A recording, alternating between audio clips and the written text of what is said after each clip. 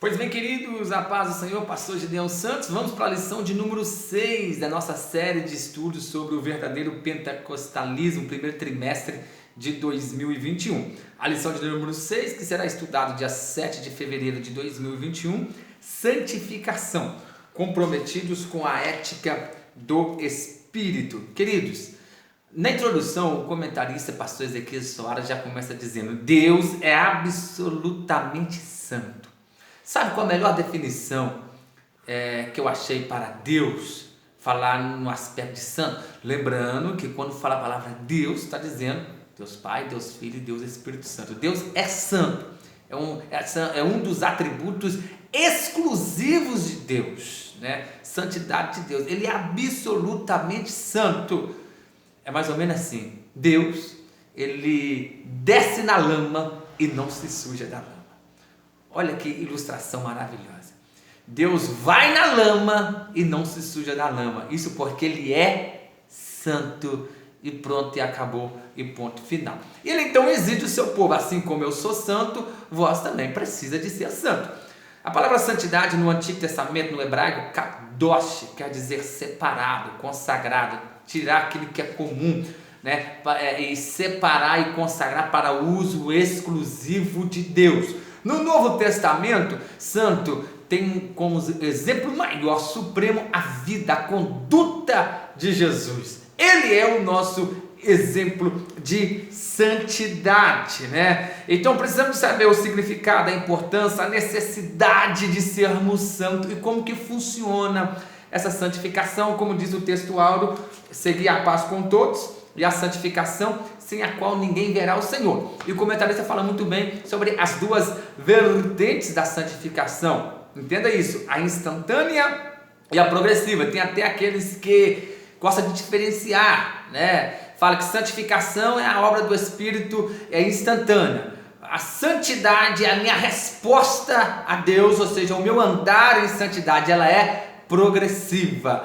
Mas vamos entendermos isso, vamos entender esse processo. Essa é a palavra-chave da lição hoje: processo, tá? Vamos entender processo da salvação. Preciso te falar aqui do processo da salvação. Tudo começa pela palavra. A palavra é pregada e a pessoa ouve a palavra. Quando a pessoa ouve a palavra, ela então sente-se que é pecador. Escute aqui, já viu aquelas pessoas que falam, que não reconhecem que é pecador? Não bebo, não fumo, não roubo, não maltrato ninguém, quero o bem de todo mundo. A palavra dá consciência para todo ser humano. Só de você nascer, você já nasce pecador. Você é descendente de Adão, você tem a natureza adâmica, então todo homem já nasce pecador. E a palavra de Deus, o ouvir a palavra de Deus, que faz com que o ser humano caia em si: sou pecador. Uma vez que ele ouve a palavra, ele reconhece que é pecador, mas aí também a fé é gerada. A fé vem pelo ouvir a palavra de Deus. Uma vez que a fé é gerada, a pessoa já reconheceu que é pecador, então ela passa pelo arrependimento, ela arrepende dos pecados. A prova do verdadeiro arrependimento é que acontece então a conversão. Se não houver conversão, mudança de rota, mudança de atitude, abandono do pecado, não foi arrependimento, foi remorso. Não confunda remorso com arrependimento. A prova do verdadeiro arrependimento é a conversão. Em uma outra oportunidade podemos falar mais só sobre isso: arrependimento, conversão, remorso. Mas o assunto aqui é santificação. Estou dando só esse pano de fundo. Então vamos lá: a pessoa ouve a palavra, reconhece que é pecador, a fé é gerada, então ela arrepende dos pecados. A prova que arrependeu, ela converte dos pecados. E aí então, queridos, o Espírito Santo então entra na vida da pessoa e Jesus então o justifica. A pessoa recebe o milagre da justificação. O que é justificação? Os pecados que você cometeu em toda a sua vida até aquele dia, eles são perdoados e apagados. A conta é quitada, ou seja, é zerado a conta. E na justificação nós somos salvos da culpa do pecado. E pós a justificação acontece então a santificação, que é uma obra do Espírito Santo na nossa vida. Ele nos separa, Ele nos tira desse mundo pecaminoso para viver uma vida separada, para começarmos a andar em santidade. Então ela acontece instantaneamente, uma obra do Espírito, porque Ele nos insere no corpo de Cristo, Ele nos batiza no corpo de Cristo, na igreja de Jesus. E a igreja ela é santa, então por isso que é uma obra do Espírito. Nós passamos então a ser santo.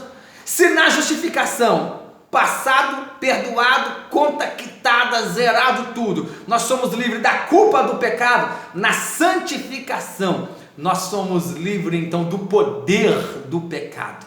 E aí a nossa resposta, a segunda vertente da santificação, porque a primeira é instantânea, é uma obra do Espírito, aí na minha resposta a isso eu continuo andando em santidade, separado das práticas do pecado, não é verdade? Então eu estou livre do poder do pecado, e aí eu vou caminhando em santidade até chegar no céu. Vou chegar no céu através do arrebatamento da igreja ou através da morte, se o Senhor me levar individualmente. Aí quando chegar no céu vai acontecer a glorificação, onde eu serei livre da presença do pecado. Ou seja, na justificação nós somos livres da culpa do pecado. Na santificação, presente, estamos livres do poder do pecado.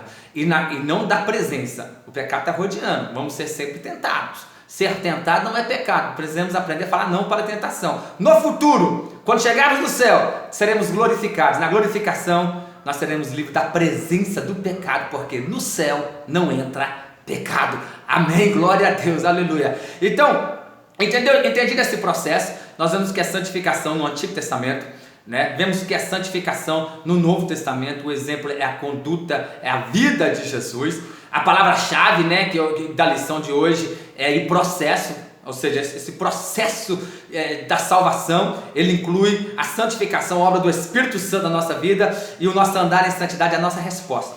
Observe essa ilustração que eu vou dizer. Imagine você afogando num lago, afogando, você não sabe nadar, num lago barroso, cheio de barro. Esse lago representa o mundo pecaminoso. Aí o Senhor então nos tira desse lago. É quando nós aceitamos Jesus como Senhor e Salvador.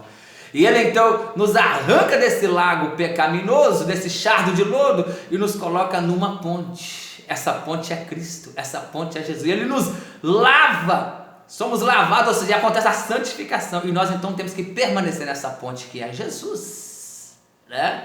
Ser Jesus até chegar no céu, porque é essa ponte de Jesus que nos conduz ao céu, que nos conduz à vida eterna. Aí eu lembro do que Paulo falou em Gálatas capítulo 5, versículo 1, que ele diz assim, ó: vós estáis livres de fato do pecado, não vos torneis, você está liberto do pecado, não vos torneis a entrar-vos debaixo do jugo da servidão. Ou seja, continue na ponte que é Cristo, o andar em santidade, fazendo jus ao chamado de Deus na sua vida, né? E então, essa é a segunda resposta para a santificação, que muitos entendem por santidade. A santificação é o que o Espírito Santo faz em mim, e a santidade é a minha resposta à obra que Deus fez, que o Espírito Santo fez na minha vida. Aleluia, louvado é o nome do Senhor. Então, queridos, para terminarmos aqui a lição, né, a santificação aplicada ao crente, temos a comunidade de Jesus, uma vida santificada, esse andar em santidade.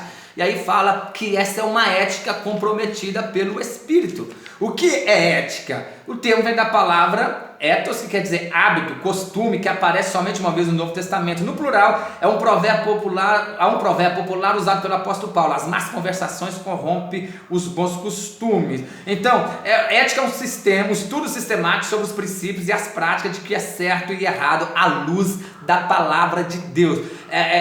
O Espírito Santo, como morador da nossa vida, a ética desse morador, do Deus do Espírito Santo, ele nos faz andarmos em retidão, a fazermos apenas aquilo que é certo à luz da palavra de Deus, não à luz do meu achismo, daquilo que eu penso, não, mas à luz da palavra de Deus. A ética do Espírito é essa, é o viver em santidade. Então, queridos, lembra que na última lição falamos sobre o que é andar em Espírito?